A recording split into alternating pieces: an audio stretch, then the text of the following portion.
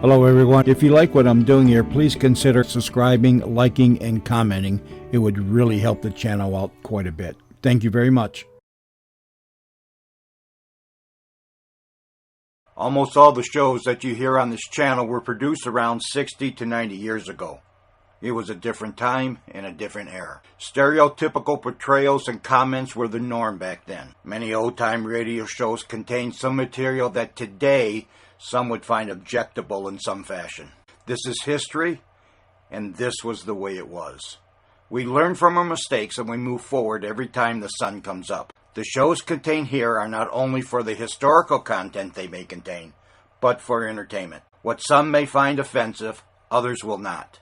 If you find you are easily triggered by stereotypical portrayals or comments, I suggest you immediately stop listening, unsubscribe, and find other avenues of entertainment.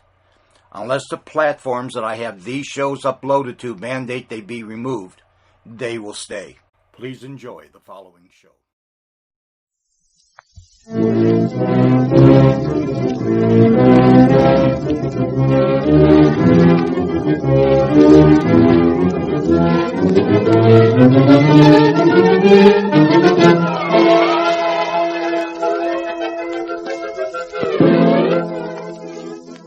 The most delightfully fascinating character in the realms of mystery, Charlie Chan.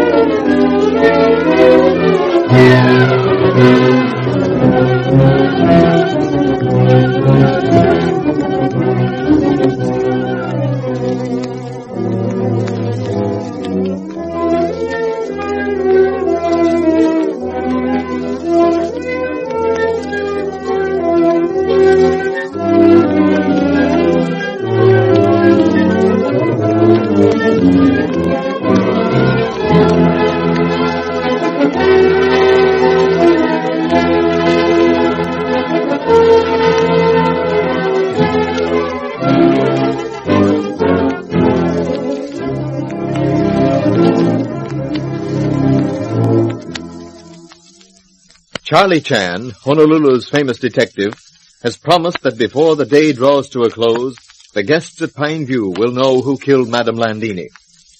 Don Holt, the sheriff, has just heard from a newspaper reporter that Charlie Chan had been seen at Truckee saying goodbye to Ah Sing, who boarded a train for San Francisco. Furious at what he considers being double-crossed, Sheriff Holt says that he will leave immediately for San Francisco to arrest Ah Sing, when Charlie Chan stops him with the amazing statement, Ah Sing did not kill Landini. What was that you said? I remarked, my dear Sheriff, that Ah Sing did not kill Madame Landini, nor did he kill Dr. Swan. Surely, Sheriff, you do not think that I am so little concerned in seeing justice done that I should deliberately assist in escape of murderer? Well, I just didn't get it at all. But now to the immediate business of making good our promise to arrest murderer before this day has joined all other days in antiquity. We must all leave study. I have little rearrangement of desk here to do. Then we proceed to dining room as though nothing more important than evening meal were in our minds. You delivered my message to old Ah Sing, Mr. Chan. Yes, indeed. Indeed, yes, Mr. Holt. Ah Sing's eyes filled with tears, and he remarked that he wished that the 4 nails of your coffin to be the purest gold. It was highest compliment of which unemotional Ah Sing was capable. Sheriff? Yes, Inspector? Remember why guests came to Pine View. At request of Mr. Ward, who desired information concerning son he believed had been born to Landini after her separation from him. Yes, of course. And the fact that Romano said that he had heard of that son. Correct, Sheriff. But not so important as one other thing. Essential clue had we but realized it was such. I very much fear that my friend, Inspector Duff of Scotland Yard, to whom I am indebted for phrase essential clue, yes, I am certain Inspector Duff would have realized it. I can't even guess. You got me there, Mr. Chan. I think I know. The letter. Correct, Sheriff. The letter addressed to John Ryder. Will you be so kind as to take my arm, Mr. Holt? Yes, thank you. Right with you, Inspector. Leslie? Trying to smile, Don, but it's hard. Stay very much in background, if you please, when we reach living room. One so small slip may rob us of necessary proof we seek. Right, Inspector. Better have some coffee, John. I guess so, since our things disappeared with the keys to the sideboard as well as the cellar. Oh, there you are, Mr. Chan. We missed you this afternoon. So sorry, Mr. Ward, but I had business which could not wait. Something strange has happened, Mr. Chan. Ah Sing has disappeared. Oh, yes? Perhaps Chan can throw some light upon the disappearance of Singh. I can. I am grieved to tell you, Mr. Ward, that all evidence uncovered so far indicates with painful certainty that Ah Sing is person who fired that shot which sent us hurrying to study to find Landini's dead body stretched upon floor. I don't believe it. I don't care where the evidence points. Singh never killed Landini. But if Singh himself admits that he did... Where is he? I'll go to him at once. Poor Singh. Why? That I fear is impossible. The sheriff was about to arrest him when he dropped from sight. Then he got away. For the time being, he may yet be apprehended. I'm so sorry, Mr. Ward. This must be a great shock for you. I have stopped in dining room for only one moment to say I appreciate your hospitality. I leave this house at once. There is nothing more I can do. I suppose not. But you must not go until one thing is settled. I promised you $1,000 to undertake the search for my son. But, Mr. Ward, the search was so brief. No matter. There was nothing about that in our agreement. Wait just a moment, please. I will write you a check. So, Ah Sing got away. Me too, Mr. Ryder. I can't help it. I am, what do you call, elated, pleased. You, Mr. Ryder, find only pleasure in escape of Ah Sing? Need I conceal that, Chan? Singh was very good friend to you. One of the best friends I ever had. As I said before, Singh was one of the real Chinese. Then, Mr. Chen, the mystery is solved. I cannot go. You say you are leaving this house now, huh? I will go with you. Not 1 other minute will I stay. Landini's money burning holes in your pockets, Romano? Ah, poof, you think you make me angry, huh? You think your words hurt Louis Romano, huh? No, but no, I consider myself justified. You, all of you other husbands, what do you do for that glorious voice, huh? Only stifle it. That is what you do. Oh, but me, Louis Romano, I make her the famous prima donna. I, the giver, the greatest singer. Here you are, Mr. Chan. Oh, Your check. Thank you so much, Mr. Ward. Won't you have a farewell drink, Chan? I remember.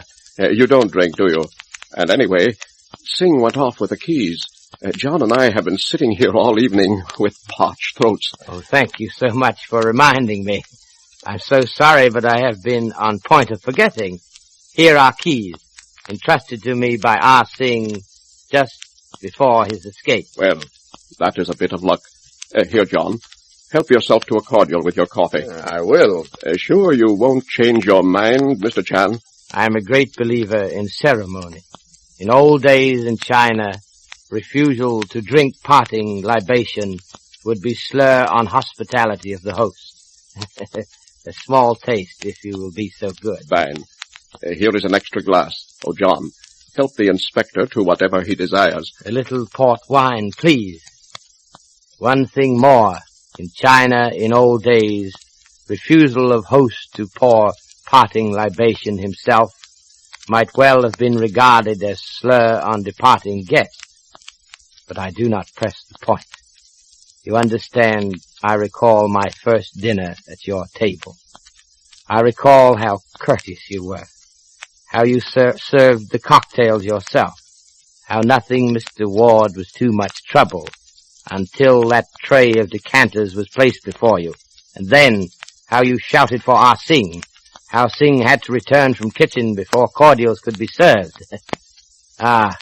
These little things, how they register in detectives' minds.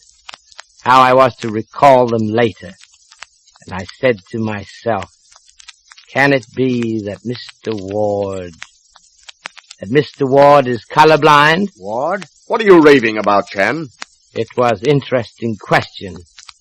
I observed in study on writing desk 2 kinds of ink, black on right side, red on left. A moment ago before I left study, I took liberty of changing their respective positions. Mr. Ward, check which you gave me is written in red ink, so you are colorblind after all. And what if I am? Night of Landini murder, Landini was heard to say, "Oh, it's you, is it? Get my scarf from bedroom, the green one." Landini was found with pink scarf in dead hand. Also, Landini sent me in great hurry to Mr. Ryder's room, matter of life and death, she say. She was seated at desk writing letter addressed to John Ryder. Later that letter was found burned, but it had been opened. Mr. Ryder maintained that he had never received said letter. And I still say so. Chan, I never saw that letter. Quite correct, Mr. Ryder. It was letter to inform you, Mr. Ryder, of death of Dudley Ward's son, and request that after Landini had left Pine View, you, Mr. Ryder, were to break the news to Mr. Ward. But Mr. Ward found said letter. In a fit of rage, he killed Landini. Are you mad, Inspector? No, it was you who were mad. After murder, you saw confusion on table. You tried to straighten things, placing red lid on yellow box and yellow lid on red. I was with you in John Ryder's room when the shot was fired. Shot which we heard, yes. Shot which was fired to mislead. But alas, Landini was killed in noise and confusion of plane's arrival. Ah Singh, good old Ah Singh, one of the real Chinese. He found you there with smoking gun in your hand. He hurried you from study. Then he fired misleading shot into pine trees. You can't arrest my friend on theories like these. But Dr. Swan was also witness of murder. You removed him in preference to paying blackmail. I'm not sorry for killing Swan. Dudley. Why, what's the use, John? It's true. All of it. Oh, I don't care. I've got nothing to live for. Please, Mr. Ward, you are not required to make any statement without benefit of advice of lawyer. I'm so sorry. Take him away, Sheriff. I'm going with you, Dudley. Why, Miss Beaton? Leslie? I can't help it. Ward, why, I can hardly believe it. But this is not occasion for tears. Think. It is first of long succession of triumphs for young Sheriff, in whose success you must feel echo of pride. I suppose you're right. But yes, I am right. From first moment young Sheriff's eyes lighted upon you, I knew this was inevitable outcome. Oh, you really are a good detective, aren't you, Mr. Chan? Before I have said 3 things the wise man does not do.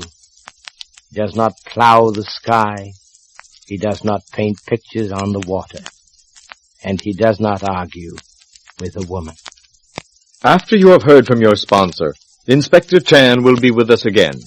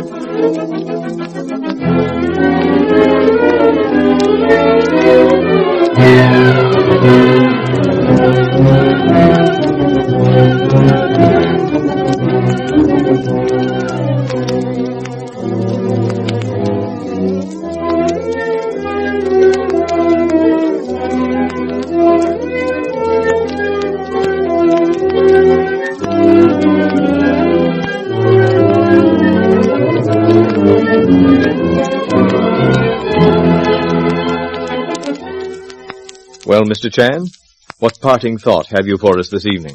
Conclusion of mystery of murder of Landini brings to my mind ancient saying. The road may seem endless, the hills insurmountable, the night black and starless, and the end of the journey lost in fearsome shadows.